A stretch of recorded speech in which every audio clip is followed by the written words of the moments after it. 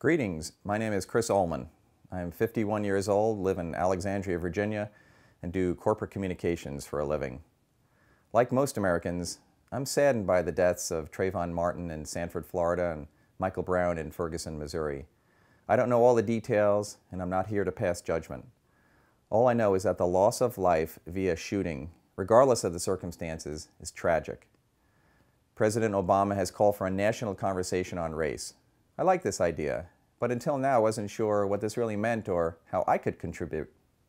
Sure, talking heads on TV blather on, some yelling at each other and pointing fingers, but I haven't heard much constructive dialogue. So, partly out of frustration and partly out of civic duty, here is my contribution to the conversation.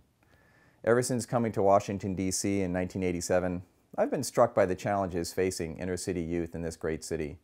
I started tutoring and mentoring young kids soon after I got here and did it for 15 years or so until I had my own family. One young boy I worked with for nearly 7 years is named Monte. He was 7 when we met, and I was around 30 or so. Monte was brimming with wit, charm, intelligence, and natural sports ability. He was small for his age and got picked on a bit from bigger kids. Monte's father was mostly absent, and his mother was consumed with her own struggles and the challenges of caring for several children. Monte's grandmother did a lot of the child rearing. One evening after tutoring, Monte was around 10 years old at that time, he asked me to take him to the McDonald's for dinner. It was around 8:30 on a winter weekday night. We went to the McDonald's near his home in Anacostia, which is, for the most part, a low-income African-American community in Washington, D.C. We ordered, sat down, and chatted about life while eating our burgers. All of a sudden, I sensed someone's presence. I looked up and a middle-aged African-American woman was standing right next to our table staring at me. I looked at her and she said, "So, what's up with you and the boy?" She wasn't angry or threatening, but she was clearly concerned. A lot passed through my brain in the moments before I responded to her. As a tutor for several years in a primarily black neighborhood, I already had a sense of what it felt like to be a minority, having grown up in a lily-white community on Long Island and not having had any black friends until I came to D.C. It was odd and a little awkward being in the minority, but after a little while, like most things in life, I soon didn't notice or think about it much. So here's this woman questioning why I was dining in a public establishment with a young boy. Did she think I was a pervert, a kidnapper? Was she a racist? Did she have a right to ask such a question? Should I tell her to take a hike and leave us alone? Instead, I stood up, extended my hand, and introduced myself. I said, "Hi, my name is Chris Ullman, and this is Monte. We're in a Christian tutoring program called Vision Ministries, and we've worked together for 3 years or so." And like Saul on the road to Damascus, the scales fall from her eyes. Her demeanor changed, and she said that we needed more such programs and folks who were willing to do something positive in their community. We chatted for a few moments, and then she was on her way, and we resumed eating. I remember looking at Monte and him at me. "That was interesting," I said. And Monte, savvy beyond his 10 years, said, "Not a lot of white folks in this part of town." When I got home and told my then girlfriend, now wife, what had happened, she said, "Good for that lady. People should be looking out for kids in their communities." Over the years, here and there, I've thought about that brief exchange in the McDonald's. It turned out well, but it could have been a disaster. But why wasn't it a disaster? I think it comes down to 3 things: love, benefit of the doubt, and de-escalation.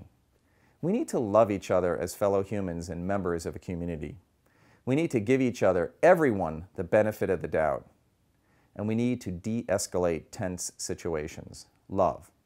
I was in that McDonald's because I was moved to help a young boy in need, who, with additional guidance and support, would hopefully be able to make the most of the gifts God had given him. Benefit of the doubt.